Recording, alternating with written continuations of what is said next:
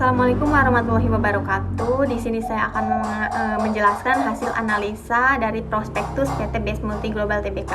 Nah, jadi PT Base Multi Global Tbk ini berencana menghimpun atau mendapatkan dana dari masyarakat melalui penawaran umum perdana saham atau IPO sebanyak 615 juta saham atau sekitar 15,06%. Nah, modal ini ditempatkan dan disetor penuh setelah IPO. Dana dari hasil IPO ini setelah dikurangi dengan biaya emisi akan digunakan untuk memperkuat struktur keuangan perusahaan dan mendukung operasional usaha utama perseroan. Nah, adapun alokasi dana IPO ini dibagi menjadi dua bagian, dialokasikan ke dua bagian oleh perusahaan. Yang pertama untuk pelunasan sebagian utang sekitar 29,89% dan alokasi yang kedua yaitu untuk modal kerja sebanyak 70,11%. Nah, untuk pelunasan sebagian utang ini yaitu berupa fasilitas omnibus revolving loan yang ditarik pada bulan Januari sampai dengan Maret 2026. Nah, untuk modal kerja ini digunakan untuk pembayaran kepada pemasok dalam rangka pembelian genset. Nah, saya juga menganalisa penggunaan dana IPO tadi, pengalokasiannya. Jadi penggunaan dana IPO ini menunjukkan bahwa mayoritas dana IPO 70,11% dialokasikan untuk pembelian persediaan genset yang akan dijual dan disewakan. Nah, yang artinya perusahaan ini menggunakan dana IPO untuk memperbesar kapasitas perdagangan dan penyewaan genset dengan kata lain juga penggunaan dana IPO ini lebih berorientasi pada strategi ekspansi operasional. Dan tidak adanya alokasi capital expenditure juga menunjukkan bahwa IPO ini bukan untuk bertujuan lompatan bisnis, melainkan untuk memperkuat bisnis yang sudah berjalan. Karena itu strategi yang terlihat menurut saya yaitu ekspansi organik, bukan ekspansi jangka panjang. Nah, apakah pengalokasian dana IPO tadi itu bisa mendorong pertumbuhan pendapatan perusahaan di masa depan? Nah, jadi kan alokasi terbesarnya yaitu 70,11% kan digunakan untuk modal kerja yang digunakan untuk membeli genset. Itu kan produk inti perusahaan. Jadi dana tersebut itu bisa berpotensi meningkatkan volume penjualan dan penyewaan genset yang menjadi sumber utama pendapatan perseroan. Sementara itu penggunaan 29,89% itu untuk pelunasan utang bisa membantu menurunkan beban keuangan sehingga dapat meningkatkan laba bersih. Jadi penggunaan dana IPO itu menurut saya dapat menaikkan pendapatan melalui peningkatan kapasitas operasional dan juga efisiensi keuangan perusahaan. Nah, saya juga menganalisis evaluasi kinerja dan kebijakan dividen. Jadi PT Base Multi Global ini menunjukkan tren keuangan yang sangat positif. Jadi tidak ada anomali misalkan laba itu meningkat ketika pendapatan menurun. Justru ini adanya peningkatan konsistensi antara pendapatan dan juga laba selama 2023 sampai dengan 2025. Nah, kenaikan ini terutama didorong oleh peningkatan penyewaan genset, terus peningkatan kontrak baru dan juga adanya efisiensi operasional. Nah, pertumbuhan pendapatan ini pada tahun 2024 dibanding dengan 2023 adanya kenaikan sekitar 23,6%.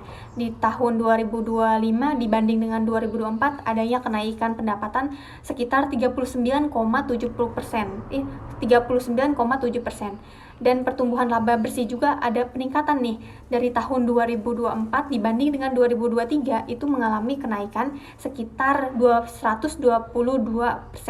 Pada tahun 2025 dibanding dengan 2024 juga mengalami kenaikan sekitar 97,5%. Nah, apa sih faktor terjadinya tren pertumbuhan tadi itu? Jadi setelah saya membaca prospektus, jadi faktor utamanya yaitu dari bisnis inti, pertumbuhan bisnis inti operasional. Jadi prospektus itu menjelaskan bahwa peningkatan pendapatan itu terutama dari meningkatkan penjualan genset, terus meningkatnya penyewaan genset, ada bertambahnya kontrak baru juga, terus ada meningkatnya permintaan pelanggan, dan juga faktor yang kedua efisiensi margin usaha. Jadi laba bruto itu meningkat dari dari tahun 2023 sekitar 160,81% meningkat menjadi 311,43 miliar pada tahun 2025. Nah, pertumbuhan pendapatan ini kan lebih tinggi dibanding kenaikan beban pokok pendapatan. Jadi margin laba ini membaik karena pengendalian biaya pembelian, optimalisasi persediaan, efisiensi operasional, dan strategi penetapan harga. Nah, di sini juga saya menganalisa pembayaran dividen dan menganalisa komitmen pembayaran dividen. Nah, jadi perseroan ini berniat membagikan dividen sebanyak-banyaknya, yaitu 50% dari laba bersih mulai tahun 2027 sampai berdasarkan dengan tahun buku 2026.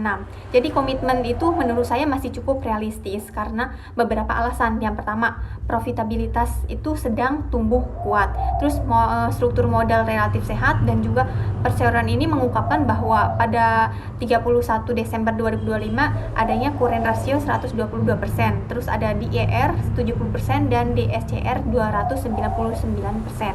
Nah, dan juga dana IPO ini kan digunakan untuk memperbaiki struktur keuangan.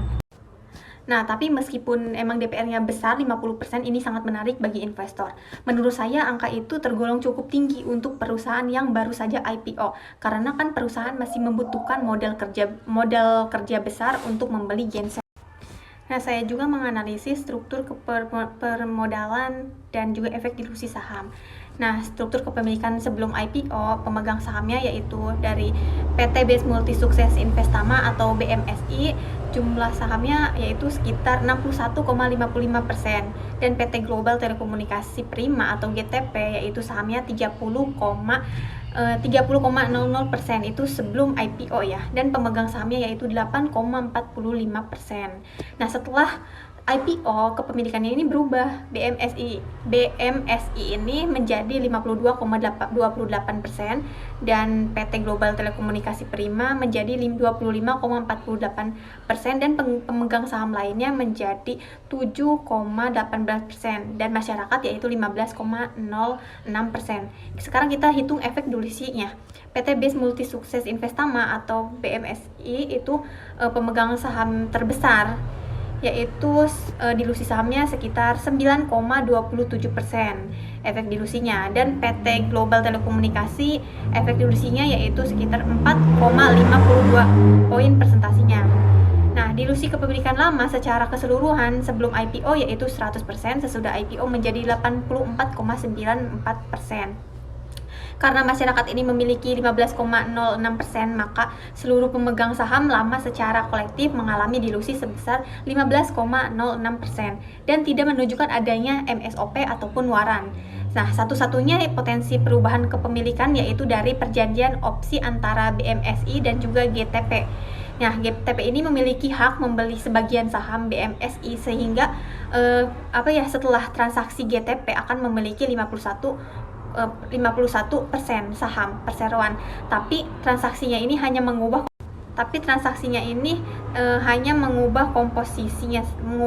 komposisi pengendalian dan tidak mendilusi kepemilikan publik karena tidak ada saham baru. Nah, saya juga menganalisa 3 risiko yang menurut saya krusial terhadap keberlangsungan perusahaan. Yang pertama, ketergantungan terhadap pihak pemasok genset. Itu resiko utama menurut saya. Kenapa resiko ini krusial? Karena kan bisnis utama PT Base Multi Global ini kan adalah penjualan dan penyewaan genset ya. Nah, jika pemasoknya ini mengalami gangguan produksi atau keterlambatan pengiriman atau harganya ini ada kenaikan harga, maka perseroan ini berpotensi dapat memengaruhi keberlangsungan usaha karena kan berkaitan dengan ketersediaan produk inti perusahaan. Nah, saya juga melihat manajemen ini dalam memitigasi resiko tersebut. Yang pertama, melakukan diversifikasi pemasok, terus bekerja sama dengan lebih dari satu vendor, terus mengevaluasi pemasok secara berkala. Terus resiko kedua yang menurut saya krusial yaitu resiko piutang usaha yang tidak tertagih. Kenapa resiko ini penting? Karena kan sebagian besar pelanggan perseroan itu merupakan perusahaan yang menggunakan sistem pembayarannya itu bertahap atau kredit. Jika pelanggan ini terlambat atau gagal membayar, perusahaan dapat menghambat kemampuan perusahaan membeli persediaan genset maupun membiayai operasional sehari-hari. Terus mitigasi risikonya apa gitu? Di prospektus itu tersedia yaitu melakukan seleksi pelanggan, memantau umur piutang, terus melakukan penagihan aktif. Terus resiko yang ketiga menurut saya krusial yaitu resiko persaingan usaha. Kenapa resiko ini penting? Karena kan perusahaan ini bergantung pada penjualan dan penyewaan genset ya. Jika risiko ini terjadi, dapat mempengaruhi keberlangsungan pertumbuhan usaha. Terus mitigasi dari prospektus itu yang saya lihat yaitu yang pertama meningkatkan efisiensi operasional, terus meningkatkan kualitas layanan dan membangun hubungan jangka panjang dengan pelanggan, terus melakukan inovasi layanan juga gitu, menetapkan harga yang kompetitif. Menurut saya manajemen juga perlu menambahkan mitigasi risiko seperti menggunakan asuransi kredit, perdagangan untuk mengurangi risiko gagal bayar pada pelanggan, terus menerapkan sistem kredit scoring dan analisis risiko pelanggan secara berkala. Dan juga mengembangkan layanan digital dan kontrak pemeliharaan jangka panjang untuk meningkatkan loyalitas pelanggan.